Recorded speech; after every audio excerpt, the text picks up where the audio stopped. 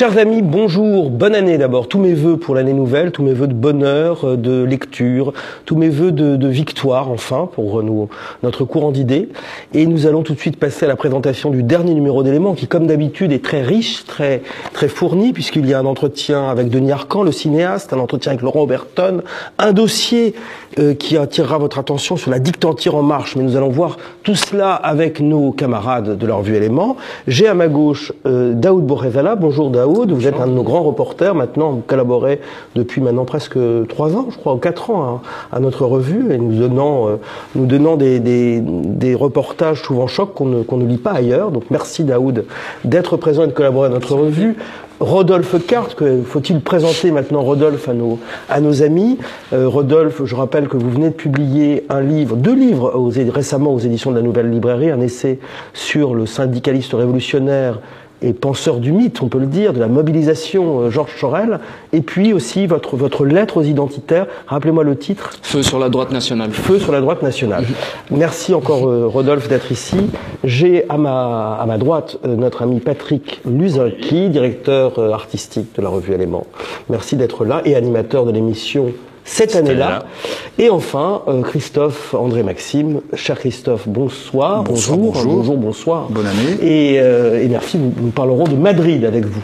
Alors je commence déjà je me permets de vous remontrer la une d'Éléments, la dictature en marche. Alors tout ça peut être affolant, je me tourne vers Daoud Bourrezala pour commenter peut-être cette une sur la dictature en marche, puisque vous avez consacré un article sur la manière dont les banques aujourd'hui de plus en plus attaquaient ou refusaient de essayer d'égorger financièrement un certain nombre de mouvements identitaires, nationalistes ou simplement non conformistes. Est-ce que vous pourriez nous en dire plus? Alors on est parti d'un constat très empirique, c'est une épidémie de fermeture de banques ou bien une sorte de harcèlement administratif de la part des banques, des assurances ou de fermeture de cagnottes en ligne qui vise, faut le dire, avant tout, enfin pas seulement, mais pour ceux qu'on connaît, des personnalités liées à la droite radicale, dite radicale, identitaire, nationaliste. Alors c'est très éclectique, ça va de l'Action française, François Belker, que je cite dans l'article, que j'ai interrogé, des mouvements en voie d'interdiction comme Academia Christiana par l'État, ou bien l'Alvarium, etc. Pour Academia Christiana, parce que c'est un peu l'actualité. Oui, alors il vient d'avoir une pétition en ligne pour défendre cette association. Il faut dire que ce système d'alerte, en fait, m'a été expliqué notamment par spécialistes de la fraude bancaire, ça n'a rien à voir avec l'État. Alors c'est un système très pervers qui risque de nous faire regretter la coercition étatique orwellienne ou Léviathan d'antan, puisque en fait, il faut savoir que rien n'est plus lâche qu'une banque, comme m'a dit le témoin que j'ai interrogé, l'experte. En fait, c'est un système très complexe. Je vais pas vous le dévoiler dans l'intégralité. Il faut bien que les gens achètent Éléments, mais pour vous la faire courte, comme on dit, il faut savoir que les banques sont insérées dans un système international, ce qu'on appelle le compliance, de conformité avec des normes. Donc, elles ont des comptes à rendre au niveau international, au niveau américain, au niveau national. Et donc, il y a un certain nombre de précautions visant dans la lutte contre le terrorisme, le blanchiment et la fraude en général qu'il faut appliquer. Et donc jusqu'ici tout va bien, sauf que ces banques vont user de précautions avec des systèmes dits de compliance, de conformité, et on reste toujours dans la novlangue du mauvais anglais, des systèmes dits adverse media et bad news. Et là on entre dans la perversité du système, c'est que dès lors qu'il y a un écho négatif dans la presse sur telle ou telle personnalité, tel ou tel mouvement, ça va lancer des alertes dans un système automatisé, ce qui fait que, hop, votre banque au niveau central, votre conseiller bancaire n'a aucun rôle, il ne comprend rien, il ne sait rien, il ne vous dit rien. Et à partir de là, hop, vous allez avoir une petite lumière rouge qui va s'allumer au niveau de votre banque et qui risque in fine d'aboutir à fermeture du compte, si je simplifie, et étant entendu que la banque a le droit souverain de vous virer, que vous n'avez à peu près aucun recours, que en dernier instant vous pouvez faire appel à la Banque de France qui va vous fournir, si vous prouvez que vous avez eu 2 refus d'établissement bancaire, elle va vous fournir une sorte de service minimum vous assigniez une banque de réserve avec tout un tas voilà, un service vraiment minimal. Et in fine, ce système qui n'a pas grand-chose à voir avec la répression étatique, y compris la répression en cours par Gérald Darmanin, à ceci près qu'il peut y avoir une interférence de Tracfin, où là aussi, si les services de renseignement financiers, à tort ou à raison, vous surveillent, il peut y avoir encore une fois une alerte qui se met en marche au niveau de votre banque. Ils vont poser des questions très inquisitrices à votre banque. Et là, ils ne vont jamais demander la fermeture de votre compte parce que ce n'est pas du tout dans l'intérêt de l'État de perdre votre trace et que éventuellement vous alliez ouvrir un compte à l'étranger. Mais par un système indirect, une alerte Tracfin peut inciter la banque à être particulièrement vigilante et donc indirectement à vouloir fermer un compte. Et voilà, on arrive avec le consensus médiatique qui est du côté que vous savez, on arrive à cette vague de répression, de rafle bancaire qui s'est abattue contre les mouvements de droite nationaliste et identitaire. Alors j'ai essayé de savoir si dans la mouvance d'ultra-gauche, mélanchoniste, etc., il y a eu la même répression. Difficile de le savoir, hein. Difficile. Voilà. Pourtant, ils auraient dû se plaindre s'il y avait eu une répression. Oui, la gauche étant très plaintive. Voilà, et puis on lit quand même beaucoup moins d'articles négatifs contre les antifas, les méfaits de la jeune garde, etc. Alors, j'aimerais bien ouvrir un peu la conversation sur cette notion de dictature en marche. Alors, plusieurs personnalités de notre mouvance ont avancé l'idée, que je trouve d'ailleurs assez séduisante, d'anarcho-tyrannie. En effet, on voit dans notre société à la fois des zones de non-droit, où les honnêtes gens, j'ose employer ce terme honnête gens, ça fait parfois ringard de dire honnête gens, mais enfin il y a des honnêtes gens qui travaillent, qui veulent avoir une vie pacifique, élever leurs enfants et qui sont soumis à la sécurité, attaqués par des voyous. Et là, c'est vrai que l'État est souvent impuissant. Et par contre, on s'aperçoit, on l'a vu au moment du Covid, mais on le voit encore avec la dissolution d'un certain nombre de mouvements, enfin la dissolution d'Academia Christiana. Je vais un peu insister là-dessus parce que c'est une chose complètement aberrante. Quand on connaît le travail d'Academia Christiana, c'est du combat culturel, ce sont des colloques, ce sont des universités d'été où des conférenciers évoquent Bernano, Simone Veil ou Maurras. Enfin, on est très loin d'une organisation terroriste. Et à côté de cela, on a des banlieues où on sait ce qui se passe, notamment à Marseille, les zones de non-droit. Que pensez-vous? Et là, j'ouvre un peu la conversation à nos invités de ce concept d'anarcho-tyrannie. Est-ce que vous pensez que l'État impuissant, par ailleurs, se venge en resserrant les boulons pour essayer de contrer toute contestation? Je ne pense pas que c'est l'État, mais c'est un peu le système du jeu de Go. C'est un peu comme chez les Chinois, c'est-à-dire qu'on vous entoure petit à petit. L'exemple le plus simple, c'est par exemple, vous prenez l'écrivain Sylvain Tesson. Il suffit qu'on fasse un livre où on explique que Sylvain Tesson est un peu réac, un peu d'extrême droite, etc. Et ensuite, vous allez avoir, donc c'est le premier pion qui est mis en place. Et puis il y a un deuxième pion qui va se mettre en place. Il y a quelques semaines, il y a eu une pétition contre lui parce que ils ne veulent pas avoir certains écrivains ne veulent pas le voir à la tête d'une année poétique, je ne sais que sais-je, etc. Et on met un deuxième pion. Et les pions vont vous entourer comme ça. Petit à petit, c'est comme ça qu'une grande partie, par exemple, des élus du Rassemblement national aussi ont des problèmes bancaires. C'est-à-dire, et l'État n'est pas responsable directement, mais on a mis des pions. Aujourd'hui, par exemple, vous prenez l'Institut Iliade, vous avez un livre de Renaud Dely qui vous explique que Dominique Vénère, c'est un grand Satan. Et ce pion va permettre, je veux dire, peut-être un jour, à d'autres personnes, à des journalistes, etc., d'interdire un colloque, etc. Et en fait, c'est ce système de jeu de Go, c'est de séparer l'adversaire. Donc l'État peut dire, moi, je suis pas responsable. Effectivement, Daoud a raison, l'État ne demande pas aux banques, mais les banques ont décidé, par crainte, d'interdire ces gens-là. Ce qui paraît quand même ahurissant, enfin, je reviens encore sur Academia Christiana, parce qu'on se demande si quel est le QI de Gérald Darmanin, qui a l'air d'être vraiment un demi-débile, hein, parfois. Ce que ce pauvre Darmanin, pour lequel il faut, je pense, avoir à la fois, il nous révolte, mais avoir un peu de compassion pour lui, hein, parce que physiquement comme intellectuellement, il semble avoir des problèmes. Il a déclaré que oui, voilà, Academia Christiana est un mouvement subversif. Dans leur conférence, ils emploient le terme pays réel, terme maurassien. Maurassien et proudhonien. Il se trouve que Darmanin, quelques semaines avant, avait employé ce terme de pays réel. Que se passe-t-il dans la tête de Darmanin pour avancer? Est-ce un homme influençable? Est-ce un homme sous influence? Navigue-t-il à vue?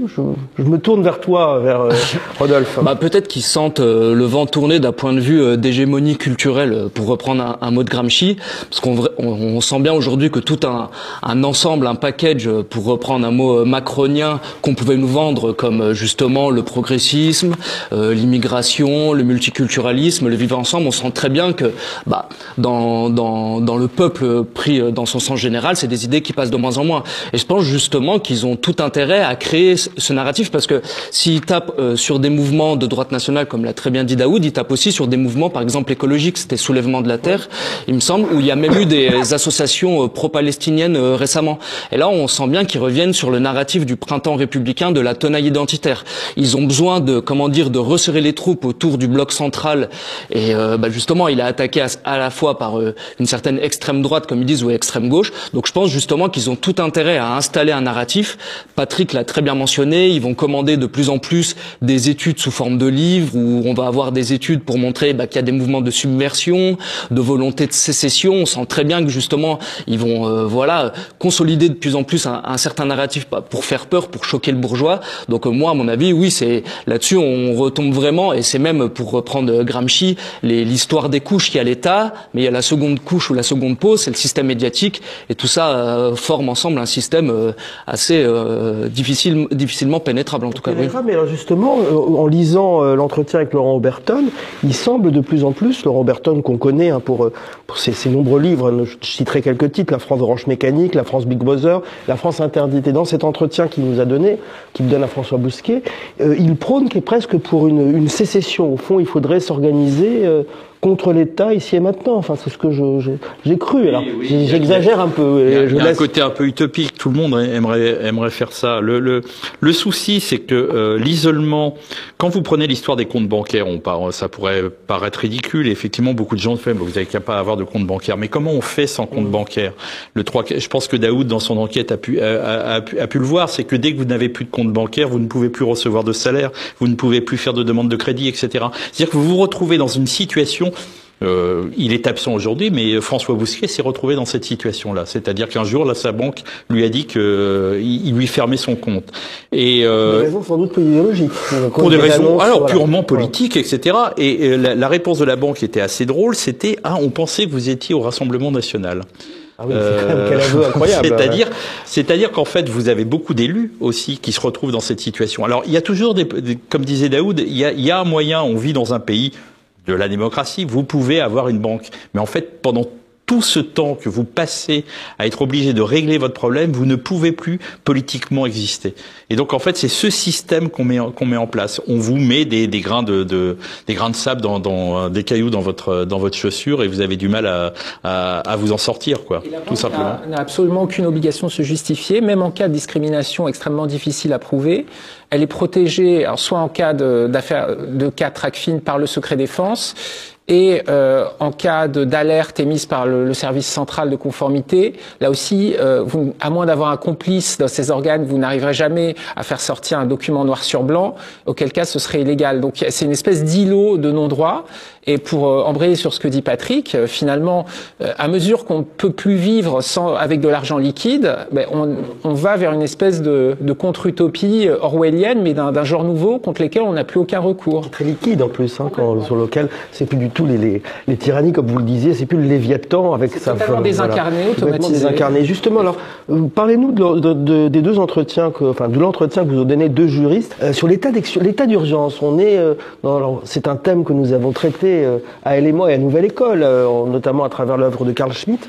Quel est cet état d'exception permanente que ces deux juristes dénoncent? Alors, ces deux jeunes juristes, à peine quarantenaires, Guylain Benessa et Thibault Mercier, font le même constat, qui a pu être partagé par quelqu'un de beaucoup plus tiède, comme François Sureau. C'est-à-dire qu'il y a un paradoxe postmoderne aujourd'hui en France et en Occident, c'est qu'à mesure que les libertés des modernes, comme dirait Benjamin Constant, vont s'étendre à l'infini, hein, jusqu'à la GPA pour tous et toutes. Nos libertés politiques des anciens s'amenuisent comme peau de chagrin. Donc typiquement, si vous voulez une image effrayante de l'avenir mais réaliste, vous verrez une manifestation de gilets jaunes durement réprimée par des CRS sanglés, voilà, avec des comment ça s'appelle, des LBD, etc. Qui vont... LGBT, hein, non, des LBD qui voilà, qui vont, ils vont tirer, voire éborgner.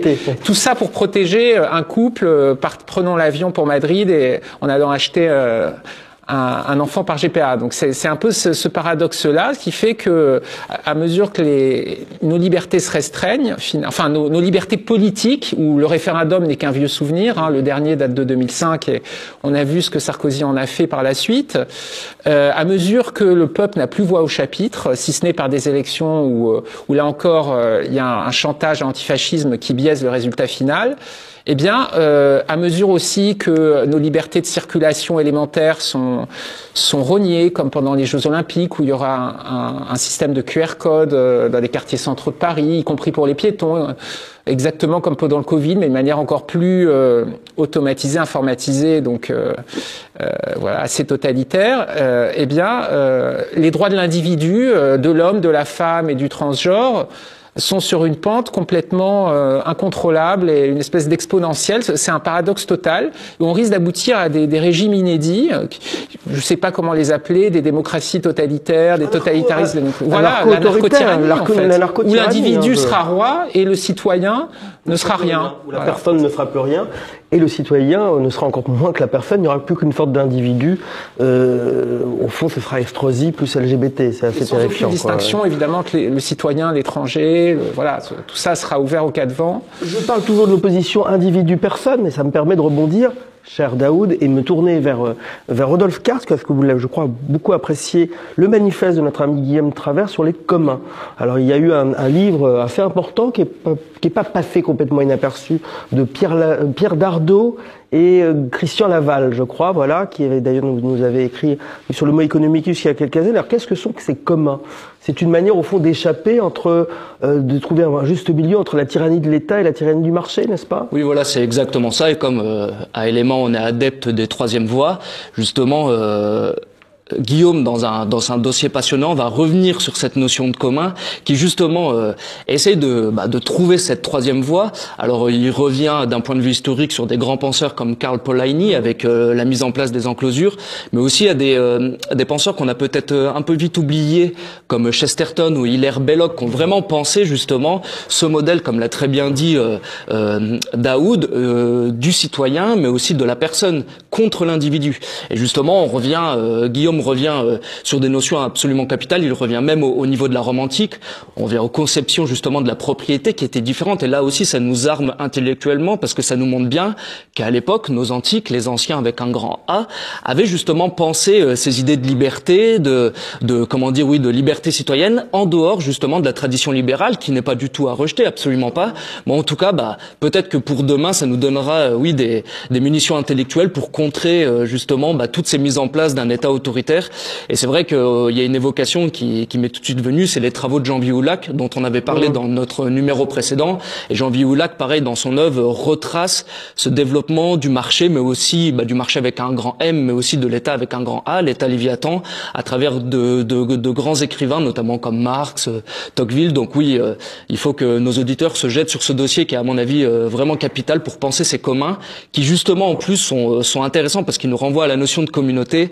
Et ça nous montre aussi, là, ça met le doigt sur souvent un paradoxe, parce que les notions de commun à gauche, souvent c'est des sujets dont ils vont s'emparer, mais par contre ils ont toujours, si vous voulez, la petite la rupture morale, parce que la communauté c'est aussi des groupes homogènes ethniques, culturels, et ça évidemment ça nous parle à Élément. À gauche comme à droite, parce que le commun c'est aussi c'est une question taboue chez les gens de droite. La propriété est importante et on a toujours l'impression que le commun c'est l'État, alors que le commun c'est quelque chose qui n'appartient ni à l'individu, ni à l'État lui-même. C'est un commun. Et ça, c'est une notion qui est quand même aujourd'hui très compliquée dans les sociétés modernes où on vit. Je voudrais revenir sur le travail de notre ami Guillaume Travers, qui, comme dirait François, Guillaume Travers, le dossier est extraordinaire. comme dirait François Bousquet, peut-être d'Alain de Benoît, Guillaume Travers, qui est très jeune, qui est à la fois un intellectuel organique, mais aussi un scientifique, c'est un économiste, et dans ce dossier, il parle de la propriété, et il introduit à la fin de cet article une dimension spirituelle de la propriété, au-delà de la dimension juridique et la transmission, et qui est, et c'est absolument magnifique. Donc, voilà. On recommande vraiment le manifeste de Guillaume Travers, d'autant qu'il montre à quel point notre revue et notre mouvance s'inscrit dans l'héritage des non-conformistes des années 30, puisque que ce soit la jeune droite de Thierry Molnier ou chez les gens d'esprit, ces thèmes étaient déjà abordés dans les années 30. Essayer de trouver cette troisième voie, cette voie médiane entre un libéralisme individualo-centré et un étatisme collectiviste. Cher Christophe, je me tourne vers vous parce que il y a cette rubrique dans Éléments que beaucoup de lecteurs aiment beaucoup, qui est l'esprit des lieux. Et vous avez consacré Madrid-Tolède. Alors effectivement, Versailles, Chantier del Sur. Oui, bien sûr, parce que j'ai voulu vous faire une petite fenêtre d'ouverture, un petit voyage, même si je n'aime pas anthropologiquement le voyage et le tourisme. Effectivement, c'est une rubrique qui n'est pas toujours ouverte, l'esprit des lieux, c'est en fonction des déplacements des uns et des autres. Écoutez, alors moi c'est un problème. J'ai fait une espèce de grande reconversion, de grande réconciliation, puisque moi je suis un peu familier de la culture espagnole. Je suis assez familier de la langue espagnole et j'ai une espèce d'agacement envers l'Espagne. Et je considérais l'Espagne comme une espèce de sous-Italie, quelque chose à la fois trop festif, trop vulgaire, mais à la fois poussiéreux, ringard, ennuyeux. Et je me suis rendu à Madrid-Tolède. Je dis pourquoi Versailles, puisque Tolède est un petit peu... C'est pas du tout l'équivalent de Versailles, mais on y va un peu, c'est un peu les mêmes distances. Le Versailles de Madrid, ça serait plutôt de l'autre côté, le Grand Palais de l'Escurial. Voilà. Et j'ai fait une grande réconciliation personnelle avec l'Espagne, où je considère presque que c'est une sur-Italie sans ses séductions faciles. Et j'avais un a priori négatif envers Madrid, cette espèce de monumentalité rugueuse, presque poussiéreuse, grisâtre. Et alors, c'était la grande conversion, le grand changement, la grande réconciliation, parce que Madrid, c'est absolument magnifique, c'est absolument superbe. Il faut y aller l'hiver, il faut s'y rendre l'hiver où tout est ouvert à 22 heures, il y a moins de monde, il y a une température agréable. Il y a un sentiment à Madrid qui est superbe, qui est absolument superbe comme ville, c'est monumental. Alors, c'est un pays. Alors, il n'y a pas de doute sur l'aspect chrétien de Madrid, mais Madrid est en fait une ville profondément exotique au sens strict du terme, puisque on est dans une latinité certes, mais alors c'est un endroit qui n'est absolument pas méditerranéen, et on est littéralement en Europe centrale. On a l'impression on pourrait tout à fait aussi bien être à Potsdam ou à Vienne sans l'huile d'olive, puisqu'on voit partout la trace, tout simplement, des Habsbourg. Il y a 2 siècles des Habsbourg, qui est la grande dynastie. C'est une ville d'Europe centrale, avec cette espèce de rigueur, de convivialité rigoureuse. Madrid, alors moi je m'intéresse aussi à la culture, aux us et coutumes, c'est-à-dire ce que l'on mange, ce que l'on déguste. Il y a leurs vins extraordinaires d'une très grande minéralité, la Rioja. On peut manger dans ces superbes endroits, les tapas. Leurs marchés sont ouverts n'importe quand, les fameux jambons. Ça le pile. Voilà, très bien. Des choses extraordinaires. Il y a effectivement ces églises partout. Il y a ces parfums aussi. C'est une ville très moderne, peut-être trop. Il y a aussi ce parfum un peu suranné des restes du franquisme, puisqu'on trouve de vieilles boutiques poussiéreuses, on trouve une population plus ancienne. Donc il y a cet aspect très touchant, un peu vieillot, de grande lenteur. Absolument. Alors moi je ne veux pas. Pour moi, la figure de Franco pour moi est une figure assez intéressante, puisque c'est quelqu'un qui a plutôt été un modérateur pendant la guerre, la guerre civile qui se poursuit très tard, la guerre civile qui s'arrête dans les années 50. Franco est quelqu'un, pas vraiment pour le défendre. Officiellement en 39 quand même, mais alors en fait elle s'arrête. L'épuration continue. Mais la guerre civile s'arrête finalement dans les années 50. Alors Franco est un personnage un petit peu ennuyeux avec une idéologie un peu floue. Ce n'est pas du tout un assassin. La quête assassinée. Oui, alors on n'a plus beaucoup de temps. Il a été plutôt modérateur. Il a toujours été dans un esprit de réconciliation nationale. On ne sera pas d'accord de réconciliation nationale. Moi, j'aime pas beaucoup le personnage. Je suis plutôt du côté de Primo de Rivera, mais Alors, c'est un héritier. Moi, j'ai une grande passion pour Primo de Rivera, père et fils, pardon. Primo de Rivera, le père, qui était absolument pas un dictateur, qui a gouverné pendant 10 ans, c'était malheureusement un réformateur. Il est parti de son plein gré, chassé par le roi. Quant au fils, pour moi, c'est une figure poétique, héroïque, extraordinaire, syndicaliste. Donc voilà, moi, j'ai vécu un enchantement total à Madrid, cette ville d'une profonde solidité. 20 secondes sur le Prado, qui est quand même le plus beau musée du monde. Prado super, donc Velázquez. Quand on aime, comme moi exclusivement, la peinture et le football, on aime l'Espagne. Zurbarán, Velázquez, le Prado, c'est superbe. C'est un Louvre. Jérôme Bosch. Jérôme Bosch, effectivement. Jérôme Bosch, voilà. Il n'y a pas que Prado, d'ailleurs. Il n'y a plus que la peinture Goya, évidemment. Là. Il y a Goya. Peinture espagnole voilà. du 19e. Et pour finir à Tolède, il y a la maison de naissance d'El Greco. C'est important, El Greco. Voilà. Donc Tolède, Madrid. Allez-y l'hiver, c'est formidable. Merci Christophe. Je n'ai qu'un seul mot à dire. Arriba España, viva España. Exactement. Mais nous ferons une émission sur Franco de 4 heures, si vous le voulez, pour débattre de la guerre d'Espagne. Il est emmerdant, Franco. C'est un sujet très compliqué. C'est un sujet très compliqué. Il nous reste 1 minute, chers amis. J'aimerais, pour ma part, faire l'éloge d'un livre merveilleux, élégant, passionnant, de notre ami Christopher Gérard, qui vient d'être publié à la Nouvelle Librairie, qui s'appelle Les Nobles Voyageurs. C'est un recueil de textes littéraires, de critiques littéraires. Vous y croiserez aussi bien Thierry Marignac que Jean Raspail, Paul Morand que Vladimir Volkov, Vladimir Dmitrievitch que Michel Mort. C'est un livre absolument délicieux, où se retrouve à la fois l'esprit de la vieille Europe et en même temps l'esprit très curieux de notre ami Christopher qui sait aussi échapper à certains lieux communs de droite. Voilà. Donc mon hommage à la fois à un esprit, à une intelligence aiguë, à un style et un homme libre. Et Dieu sait s'il en manque aujourd'hui. Donc lisez, le livre va s'afficher à l'écran, Les Nobles Voyageurs de Christopher Gérard, paru aux éditions de la Nouvelle Librairie. Il nous reste 15 secondes. Je vous réitère mes vœux pour l'année 2024. Je vous remercie de suivre le plus d'éléments et je vous retrouve dans 2 mois. D'ici là, vous aurez le plaisir de retrouver notre ami Patrick Luzinski pour cette année-là. Au revoir. Au revoir chez vous. Bonsoir. Bonjour. Au revoir.